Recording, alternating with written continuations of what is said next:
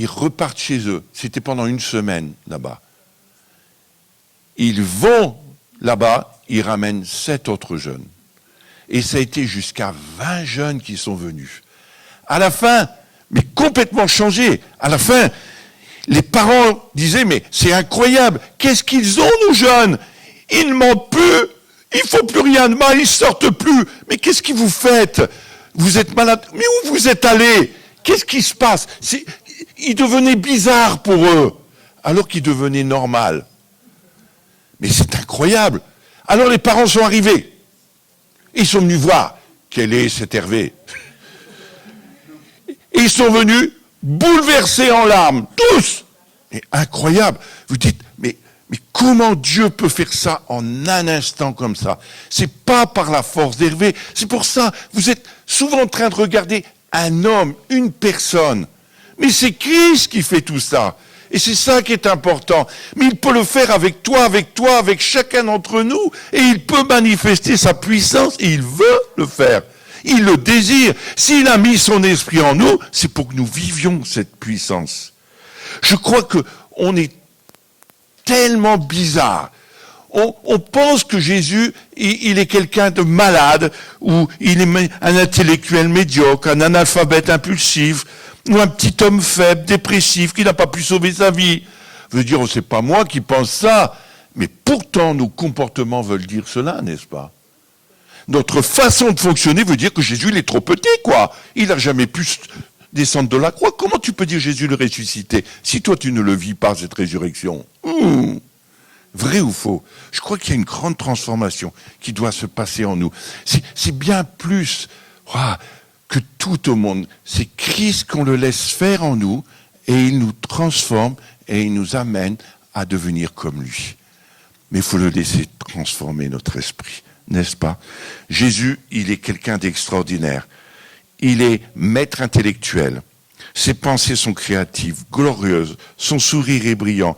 Toute sa personnalité rayonne de la gloire de Dieu. Il est dit que les enfants l'aiment. Son onction attire les foules. Et puis vous savez quoi? Il vit en vous. Donc, vous devriez attirer les foules. Vous mettre au milieu de la place publique de Longuillon, samedi, puis allez-y, et vous verrez. Priez pour les gens. Vous verrez que Dieu va guérir. Mais osez. Vous savez, j'étais en Suisse il n'y a pas longtemps, à Lausanne. Je ne sais pas ceux qui connaissent la place, les Suisses, ils la connaissent, la place de Lausanne, où il y a le marché. Il y a des caméras tout autour là. Il y a des gens qui vendent de la drogue, des dealers. Puis il y a tout ça. Puis l'église où j'étais, elle me dit, apprends-nous à évangéliser. C'est pourtant des Suisses, hein, ils ont l'habitude normalement, mais je sais pas. Et j'ai dit, oui, ils avaient tous peur, mais je dis, c'est facile, venez avec moi. Et puis on est 3 par 3, je les prenais, puis commence à voir la première personne. Ah, c'était une femme. Et j'ai dit aux gens qui étaient avec moi, t'as rien pour elle? Ah, il dit non, mais si t'as quelque chose, tu vas voir. Rien. Et je commence à parler à la femme sur sa vie. La femme est croulée en larmes. Qu'est-ce qu'il faut faire pour donner sa vie à Jésus? Puis après, on va plus loin. Puis il y avait 2 gars qui étaient costauds. Ouais, des gars qui touchaient à toutes ces choses, de la drogue et tout.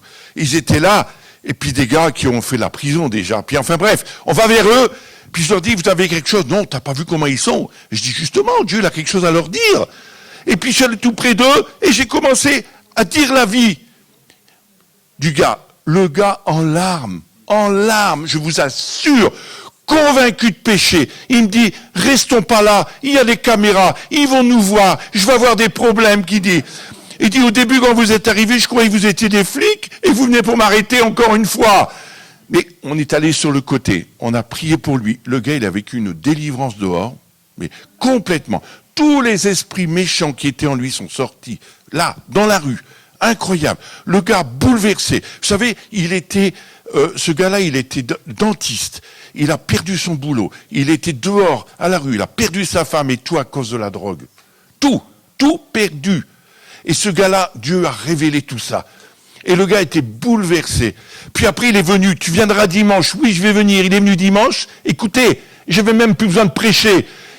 Il s'est levé, il a été témoigné, il a prêché comme s'il connaissait toute la Bible.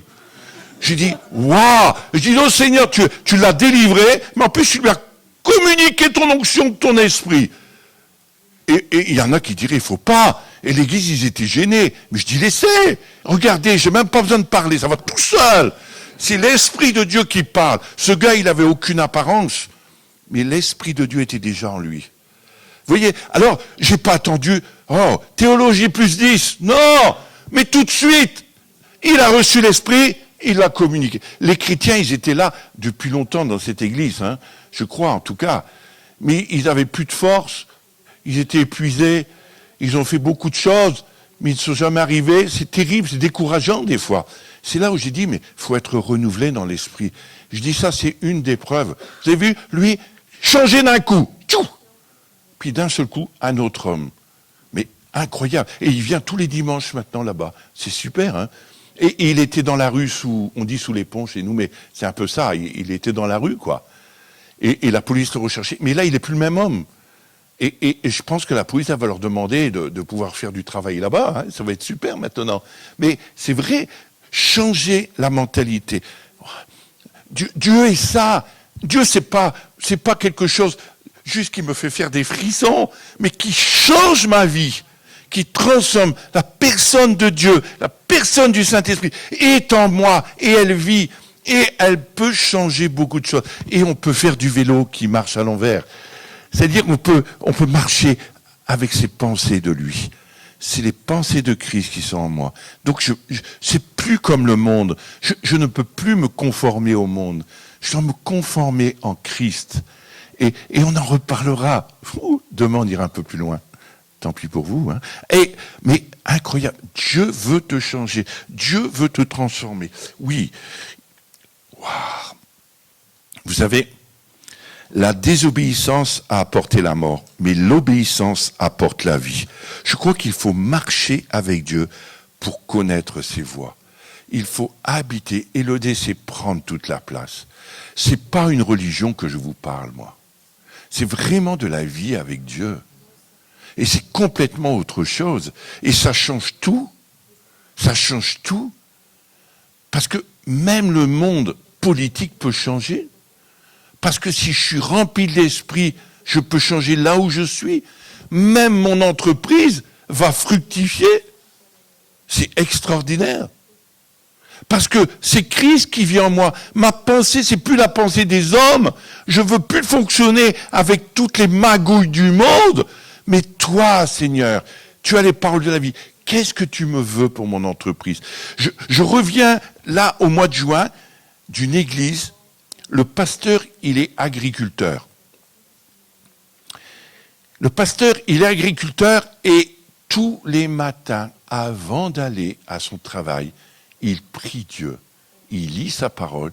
Il dit, Seigneur, donne-moi tes pensées. Qu'est-ce qu'il faut faire aujourd'hui? Vous savez, il a démarré avec quasiment rien. Je vous assure. Aujourd'hui, il a près de 400 vaches à lait.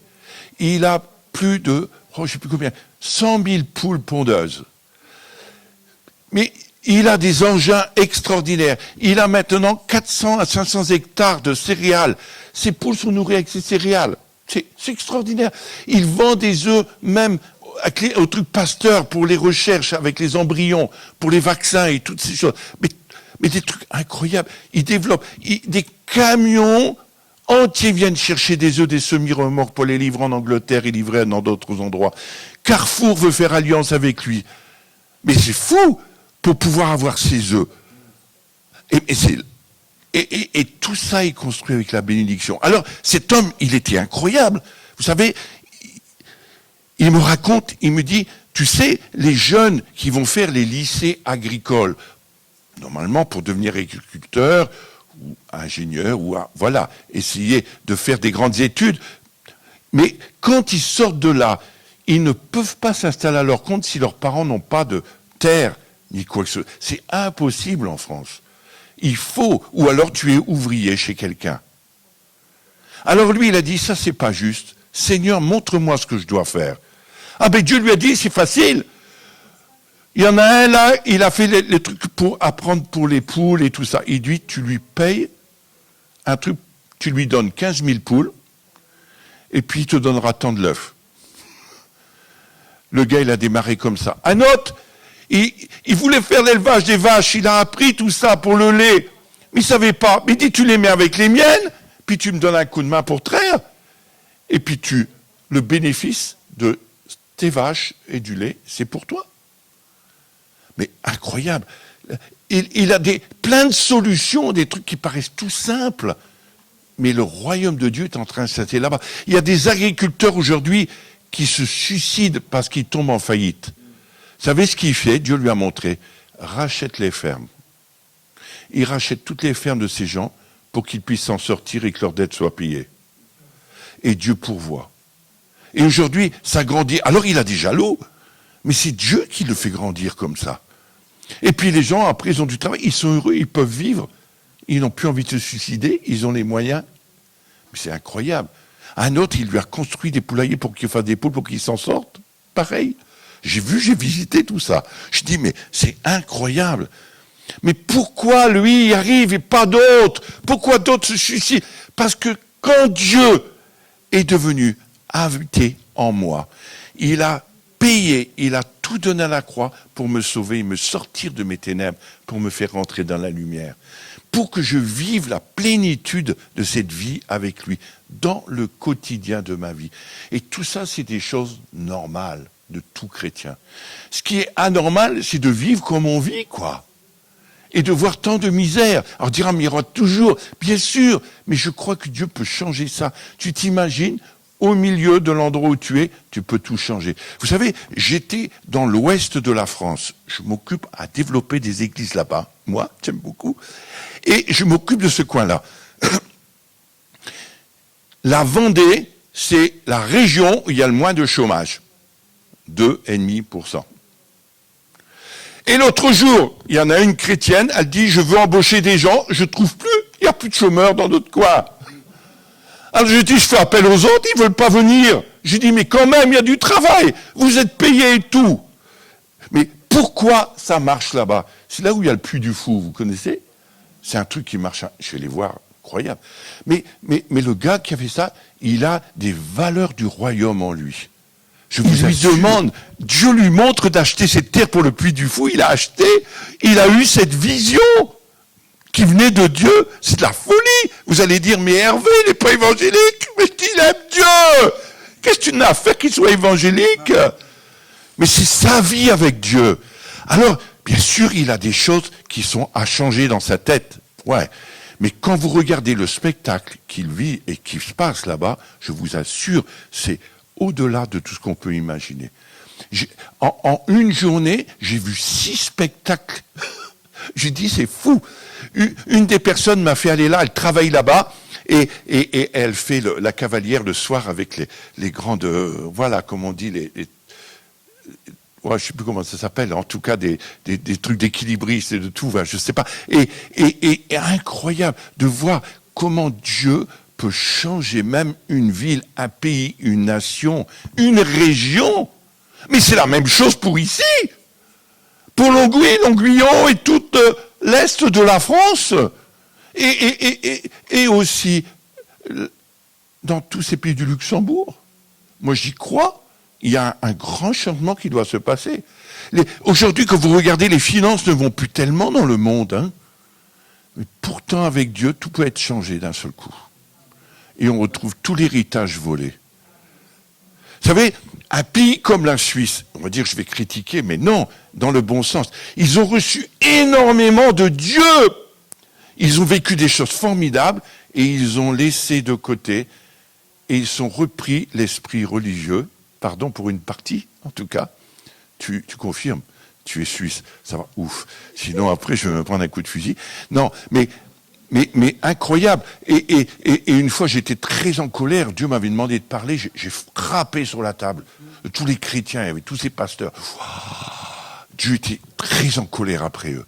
Parce que finalement, tout l'esprit religieux a pris toute la place et ils finissent par se disputer, se battre entre eux. C'est fou, hein. Mais Dieu veut changer notre mentalité. Très vite, on peut retomber dans le passé. Mais Dieu veut qu'on puisse marcher avec lui. Un esprit renouvelé, pour voir les choses de Dieu. Qu'est-ce qui va se passer demain? Quand il a parlé de la vision d'ici, moi je trouve ça formidable, ça rentre bien dans tout ce que je veux dire. Mais comment Marie a eu cette vision? Ça paraît fou. Mais c'est une folie. Quand elle a dû penser ça, tu vois, c'est impossible. Mais Dieu me l'a dit. Et Dieu a commencé à ouvrir les portes et faire rentrer dans les choses qu'il a préparées. Et mettre le premier pas, et tout le reste va s'ouvrir après. Et c'est ça que Dieu nous apprend. Il veut que tu aies confiance en lui. C'est ça la foi. La foi, c'est de voir les choses qui ne sont pas encore comme si elles existaient. C'est la définition de la foi, n'est-ce pas? Wow, c'est d'arriver à dire, je ne le vois pas, mais il l'a dit. La parole me l'a dit. Ouais, elle m'a dit que c'est plus moi qui vis, c'est Christ qui vit en moi. Moi, je veux vivre comme Christ maintenant. Je vais marcher comme lui. Je vais prier pour les malades. Je vais voir des malades guéris. Je veux voir des guérisons, des restaurations, des gens délivrés. Parce que c'est Christ qui vit en moi, n'est-ce pas? Et je crois que Dieu veut nous apprendre à faire ce qu'il dit, apprendre à écouter, apprendre à vivre avec lui. Pas essayer de dire Dieu m'a dit qu'il n'a rien dit du tout. Ça, c'est du vrai humanisme. On essaie de faire dire à Dieu, ou d'être très religieux, quoi. On fait dire à Dieu des choses qu'il n'a jamais dit, quoi. Et Dieu veut nous apprendre à dépendre de lui, pas de nos sentiments ou au gré de ce qu'on pense ou ce qu'on pense pas, mais de ce que lui veut. Je t'assure que ça va changer beaucoup de choses. Et moi, je suis content que tu as tous ces élèves dans les écoles, j'aime bien parler, parce que, à ces jeunes, parce que, en fait, ils viennent là, c'est pour avoir la mentalité du ciel en eux. En fait, c'est pour quand ils vont retourner dans leur ville, leur pays, leur région, mais ils vont bouleverser. Ils vont dire aux autres, allez, viens avec moi, on va dans la rue, on va prier, et on va voir des guérisons. Et ils vont voir des guérisons. Puis, va se rajouter à l'église 3000 âmes. Mais pourquoi? C'est le même Jésus qu'il y avait dans les actes, n'est-ce pas, je disais ce matin. C'est le même Jésus qui veut faire avec son esprit de grandes choses ce soir dans nos vies. C'est lui qui veut transformer notre esprit, notre intelligence. On a besoin de cela. Besoin de laisser faire. Ouais, je pense qu'il faut que j'arrête de parler, mais Dieu veut changer notre conduite, changer notre façon de penser, et notre façon de vivre va changer. Je crois que c'est comme ça que ça fonctionne. Et c'est important. Il a dit des réflexions tout à l'heure extraordinaires, hein, cet homme. Et souvent, c'est pas parce que je vois ça que c'est comme ça que ça doit être. Tu vois, il faut arriver à voir la pensée de Dieu. Wow. Moi, les gens qui sont tout neufs, les gens qui n'ont pas de religion, j'aime beaucoup. Parce qu'ils ne sont pas faussés dans la tête. Et puis tout va bien. Et puis ils vivent les premiers des grandes choses. Ou un enfant. J'aime le fils à Josie. Oui, c'est ça? Oui, je ne me suis pas trompé. Claudie, voilà. Et son épouse. Et on voyait leur petit-fils, c'est ça? Et il était à table. Oh, mais je dis, wow, quelle vie! Il a envie de savoir, il a envie de toucher, il a envie de vivre avec les autres, il a envie d'être à côté ce midi. Ouais, à côté de lui, il était super heureux. Comment ensemble? Il était fier. Il me racontait. Mais c'est extraordinaire. Et tu dis, oh, c'est ça, une fraîcheur dans notre esprit qui nous permet de vivre des grandes choses. Il faut retrouver cet esprit d'enfant, n'est-ce pas? Ouais, c'est pas... Ouais, souvent quand tu dis esprit d'enfant, je ne veux pas redevenir un petit enfant, mais non, tu seras toujours un adulte, mais une confiance en Dieu comme un enfant. Moi, ouais. Moi, je veux rester enfant toute ma vie. Et quand je commence à changer, Dieu, il m'a même ma petite fille pour que je redevienne un enfant avec elle. Et je joue à la dinette. Ah, mais à quatre pattes. Après, je peux plus me relever, mais bon, ça fait rien. Papé, je vais t'aider. C'est rigolo, elle a 3 ans. Voilà. Mais et je crois que Dieu veut nous apprendre à faire confiance en lui. Et avoir nos esprits branchés sur lui. Nous laisser transformer. Le gros problème, c'est que tu ne te laisses pas transformer. Tu veux garder ta vie passée. Alors, il faut arrêter. Et c'est pour ça qu'on retombe. C'est pour ça qu'on revient toujours dans le passé. Parce qu'on ne veut pas abandonner, quoi. Il y a une lutte Paul, il le dit, ah, ce que je voudrais faire, j'arrive pas à le faire. Déjà, lui, il n'arrivait pas, il était dur. Et il y a des fois, ça revenait en lui, sa vie passée.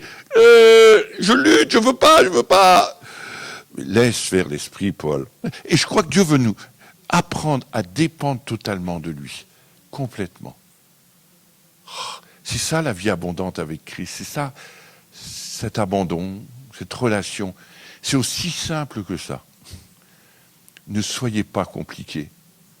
On est trop compliqués, trop religieux, trop conformistes, on dit ce mot, avec des idées tellement... Il faut... Vous savez, il n'y a pas très longtemps, je finis avec mon histoire là. J'étais dans une église à Tours, aux Assemblées de Dieu. Je ne sais pas si vous connaissez cette église à Tours.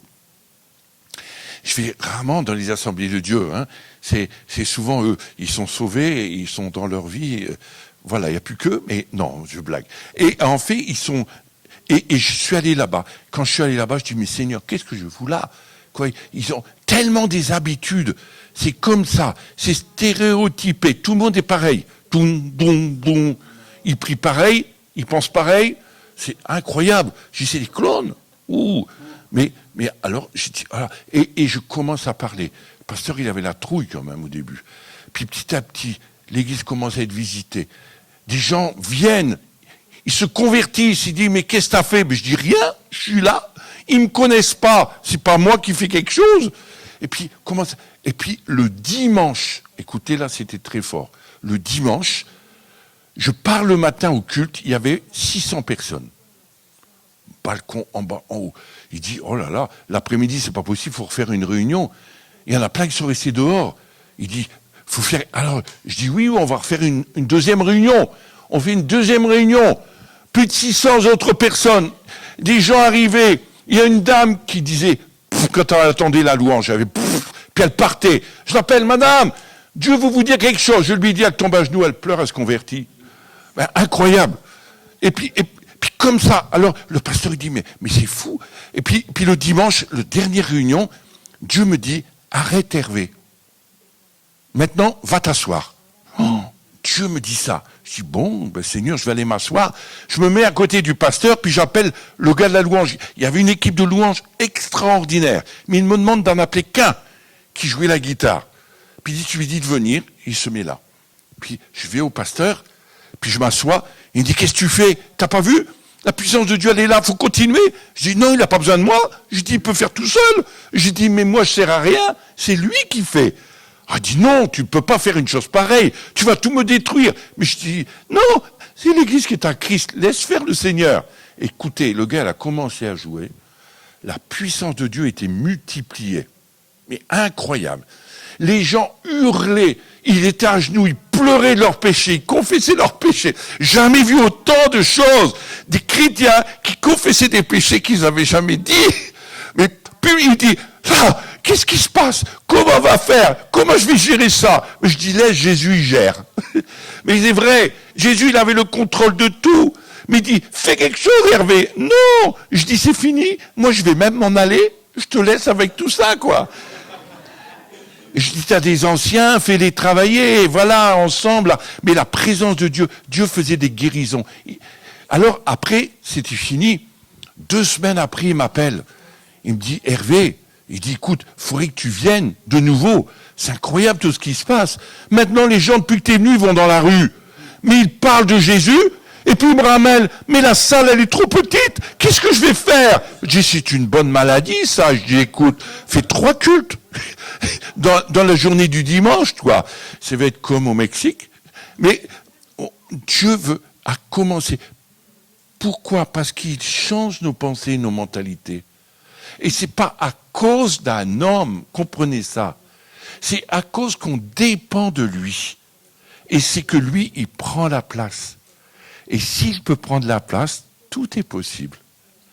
Et avec un petit bonhomme, il va faire de grandes choses.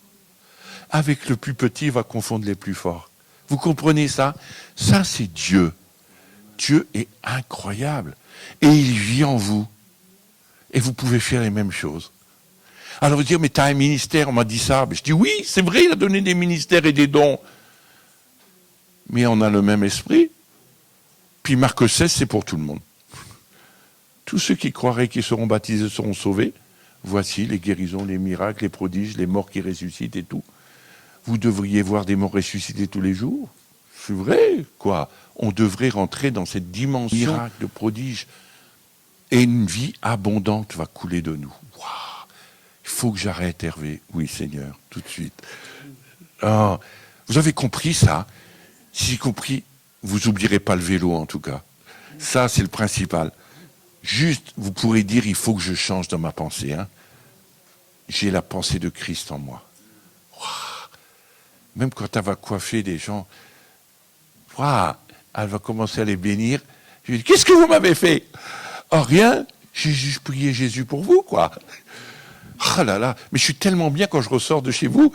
Mais oui, parce qu'elle est bénie. Et je crois que oui, même dans nos métiers, Dieu veut changer notre façon de vivre, notre façon de penser et notre façon de vivre va changer. Dès que tu es changé, et tu verras comme Dieu voit. Waouh, on a besoin d'être changé, n'est-ce pas? Waouh, moi, je crois qu'on a besoin d'une onction forte. Hein. On a besoin de le laisser faire dans notre tête. Hein. Où vous voulez compris pour ça?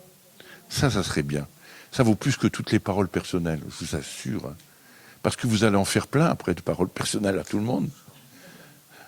Moi, je voudrais qu'il y ait plusieurs gens qui viennent avec moi pour prophétiser. Moi, oui. Puis je vais même me retirer, puis je les laisse faire. C'est vrai. Moi, la plus belle des choses, c'est de voir ça. Après, comme je sais que c'est Christ qui fait, qu'est-ce qu'on a approuvé? Christ.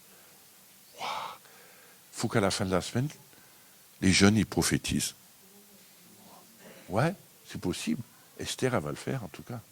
Oui. Mais vraiment, hein, on peut. Dieu veut nous faire rentrer dans tout ça. Je sais qu'elle a une onction prophétique.